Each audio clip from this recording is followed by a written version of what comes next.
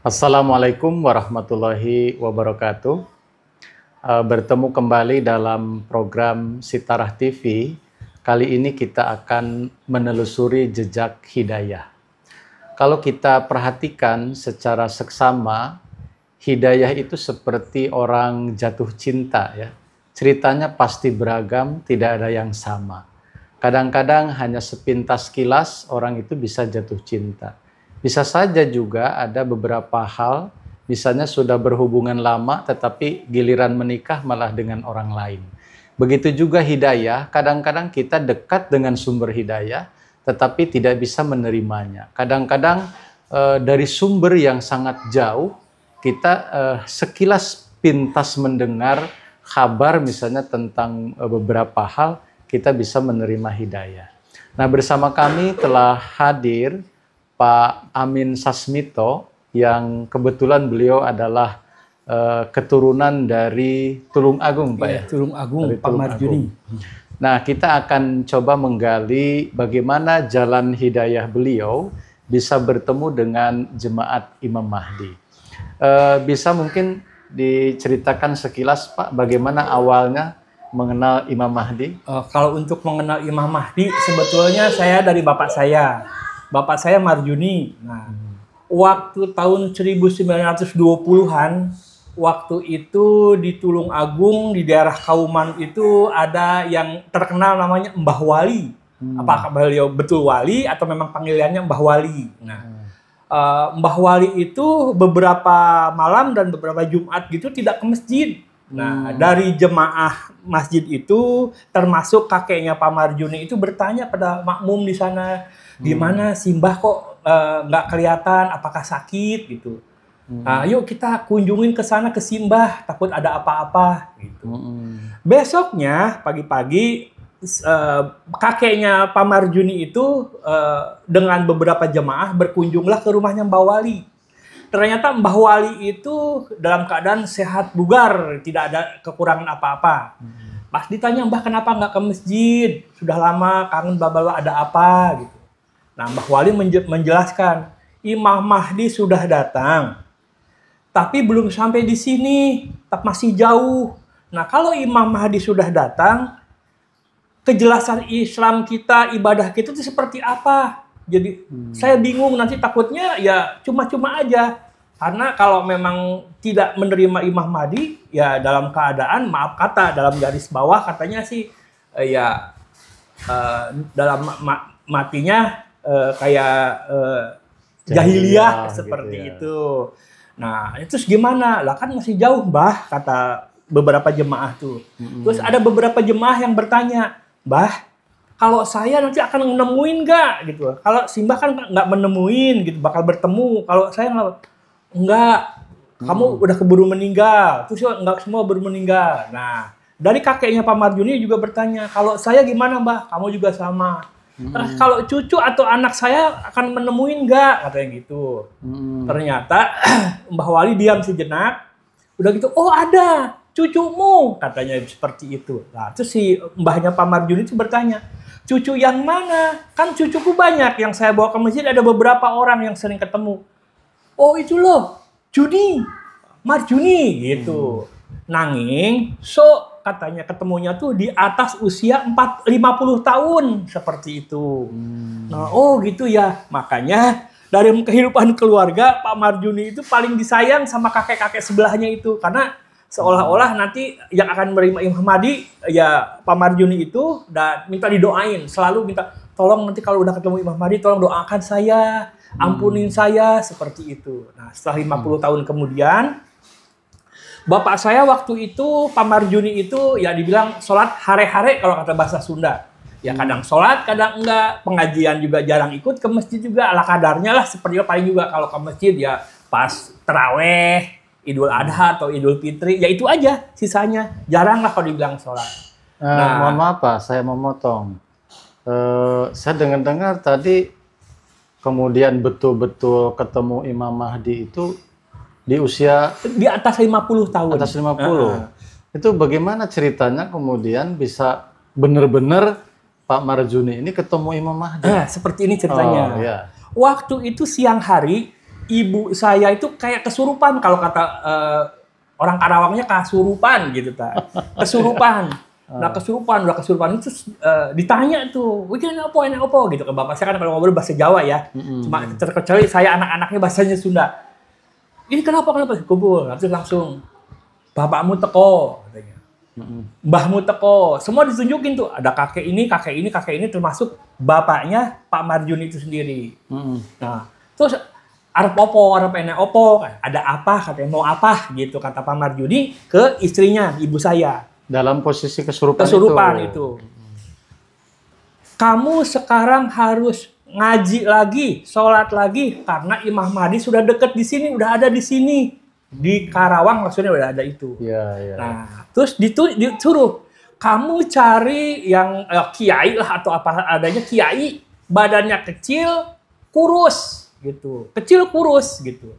Kamu cari pengajian sini." Nah, semenjak itu bapak saya rajin, sholatnya rajin, ke tempat pengajian di mana ada pengajian beliau datang.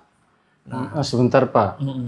Berarti bapak itu hijrah dari Tulungagung ke Karawang. Karena gitu. Ya istilahnya ya kalau usaha ini kan kok ujung-ujung Karawang gitu ya. Berarti dari Tulungagung. Dari Tulungagung ke Solo. Di Solo usahanya bagus, terus sakit-sakitan.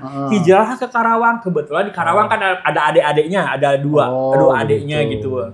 Nah, oke, lanjut cerita itu Pak ya, lanjut. Kesurupan ya.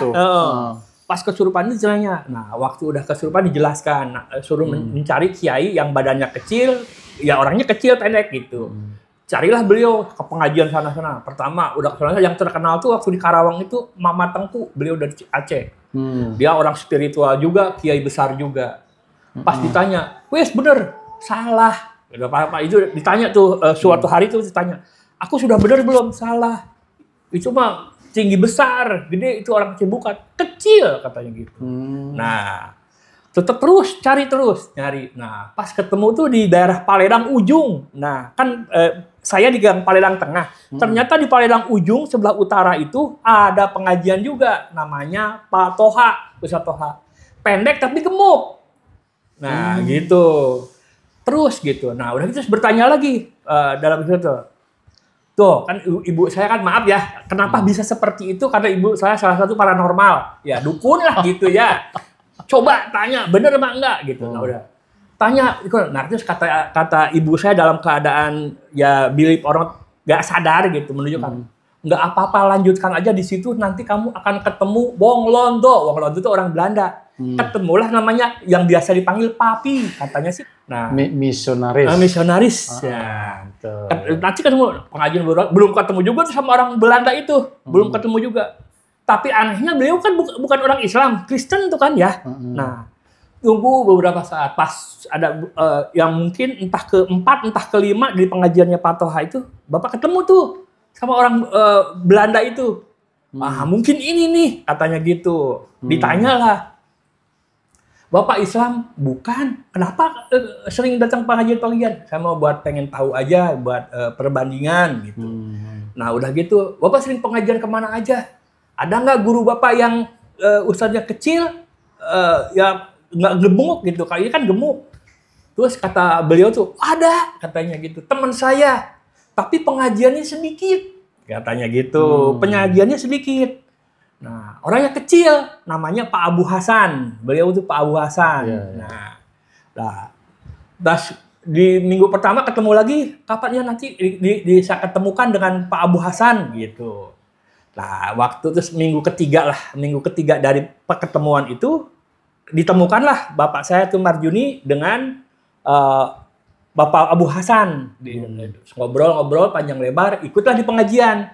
Pengajiannya di Jalan Ampera, di rumahnya Pak Yoyo Taryo. Pak Yoyo Taryo tuh kepala STM Karawang waktu itu. Guru STM beliau asalnya kalau nggak salah dari Cianjur. Nah, di situ ngobrol panjang lebar pengajian ya. Terus bapak tuh kayak ya masuk akal gitu. Nah, yuk kapan-kapan kita bawa ke Balikpapan. Nah, dibawalah bapak saya ke Balikpapan sama Pak Abu Hasan. Nah, pas dibawa di sana mungkin ketemu dengan mubalik atau siapa gitu. Langsung beat beliau tuh. Nah, langsung beat gitu. Berarti Pak Marjun ini beatnya di Balikpapan. Di Balikpapan. gitu. Berarti memang mungkin pada saat itu ditablighi Pak ya tentang Imam Mahdi. Imam Mahdi kan udah tahu gitu. Oh, kan waktu itu udah gitu kan nanya tuh. Waktu sebelum ke Balikpapan juga nanya gini. Har, kan ibu itu, coba tanya, aku udah bener belum ketemu yang itu? Nah, kata ibu saya tuh dalam keadaan tidak sadar, bilang gini, kamu harus ikutin dia, ikutin omongan dia. Kalau istilahnya bahasanya, kalau kasar, kalau kamu suruh berjerumus ke jurang juga ikutin omongan dia. Tapi nggak mungkin dia menjerumuskan ke jurang. Pasti diarahkan kebenaran gitu. Makanya pas dibawa ke Balikpapan, bapak saya tuh, Pak Marjuni itu beat di Balikpapan gitu. Nah, memang jauh dari Tulungagung, Solo sampai ke Karawang, Balikpapan. Memang betul-betul bertemu dengan Imam Mahdi itu. Nah, para pemirsa yang dirahmati Allah Subhanahu wa taala, ini satu sisi yang menarik ya dari kisah yang disampaikan oleh Pak Amin Sasmito ini. Jadi mengenal Imam Mahdi itu justru dari kisah Mbah Wali itu. Mbah Wali itu, ya. Dan perjalanan itu betul-betul dalam waktu yang lama begitu ya. Sampai puluhan tahun, bahkan menemukan Imam Mahdi itu tidak di tempat ketika ia mendengar wasiat Mbah Wali itu, bahkan justru di tempat yang jauh, yaitu di Karawang, dan masuk ke dalam jemaat Ahmadiyah atau masuk ke dalam jemaat Imam Mahdi itu di Balikpapan, Jakarta. Itu di tingkat ayah bapak berarti. Ayah bapak, ya. Nah, bapak saya sendiri bagaimana? Oh, kalau ayah saya nih, kebetulan bule saya atau tante saya tuh kayak ustazah gitu ya. Paman saya juga kiai gitu. Memang lingkungan bapak saya tuh banyak yang jadi kiai gitu. Nah, saya tuh sama paman dibilangin gini, Sas, kamu nggak usah pulang, katanya gitu. Ngapain kamu pulang di sini aja, ntar saya cukupin kebutuhan kamu. Karena apa? Ya ayah kamu sudah ingkar sunnah, takutnya kamu kebawa-bawa. Saya sayang sama kamu, gitu ya. Nah, terus saya main juga ke rumah bule saya atau tante saya itu, sama bahasanya hampir sama dengan paman saya seperti itu. Saya bingung, karena saya juga belum ngerti. Ya, anggaplah keagamaan itu saya agak cuek gitu ya. Nah, tanyalah saya ke bapak saya, Pak, kok bisa seperti ini? Bapak emang seperti ini? Oh, enggak seperti itu. Nih, terus diceritakan sama bapak, Imam Mahdi itu datang, itu tuh istilahnya kasat dari Rasulullah, nanti di akhir zaman akan turun seperti bla bla bla bla bla bla bla. Nah, setelah diterangkan seperti itu, saya agak ngerti. Nah, sorenya saya baliklah ke rumah paman, saya ceritain.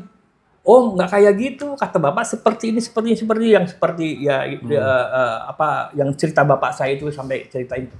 Ora iso ngono, Sas, nggak bisa seperti itu, Sas. Yang namanya Imam Mahdi itu nanti dekat kiamat. Sekarang kan nggak ada, katanya kiamat sekarang udah tenang-tenang aja. Nanti kalau udah deket kiamat gitu. Tetap paman saya nggak terima gitu. Nah, terus saya ceritain juga ke bule saya, ke tante saya juga dengan bahasa yang sama. Nah, terus mereka mengajukan, ya udah terserah Sas, gue kalau mau seperti saya udah sayang sama kamu, saya mengingatkan kamu gitu. Nah, terus bapak saya ngomong ke bapak itu, bapak saya balik bertanya. Nah, setelah gini, kamu mau beat apa enggak? Gitu. Nah, kan waktu itu saya juga termasuk udah balik ya, udah akhir balik. Beat. Terus memang kalau beat memang harus beat. Gitu. Rasulullah mengajarkan harus beat kalau masuk Islam itu. Karena kalau masuk Islam enggak beat, nanti seperti pamannya Rasulullah, Islam apa enggak? Kan enggak Islam itu pamannya Rasulullah. Harus beat dulu baru Islam. Seperti itu Bapak ya. Ya udah, saya beat. Nah, waktu itu ya tahun berapa? Kalau nggak salah tahun 84 atau 85 lah, antara itu saya udah lupa lagi. Gitu. Antara 84 atau 85 saya beat itu. Oke, gitu. Pak. Terima kasih. Ini menarik atau tidaknya tergantung pemirsa yang menilai ya. Tapi ada satu pepatah dalam bahasa kita, mujur tidak dapat diraih, malang tidak dapat ditolak. Kalau bahasa Arabnya, Allahumma la mani'a lima a'toita wala mu'tiya lima mana'ta. Jadi ini menggambarkan yang namanya hidayah itu sekalipun dihalang-halangi begitu ya, tetap saja tembus begitu ya. paman dan bibi, bule, pak le melarang, Iya. justru pasas malah nyebur sekalian Iya. begitu. Nah, ini bagaimana hidayah Allah Subhanahu wa taala itu seperti itu konteksnya dalam kehidupan kita sehari-hari. Mudah-mudahan tayangan yang singkat ini bisa memberikan gambaran kepada kita bahwa Allah Subhanahu wa taala itu menurunkan hidayah kepada siapa yang Dia kehendakinya dan membiarkan sesat kepada siapa yang Dia kehendakinya. Terima kasih Pak Amin Sesmito atas waktu yang diberikan. Sama-sama. Kita akhiri. Assalamualaikum warahmatullahi wabarakatuh. Waalaikumsalam warahmatullahi wabarakatuh.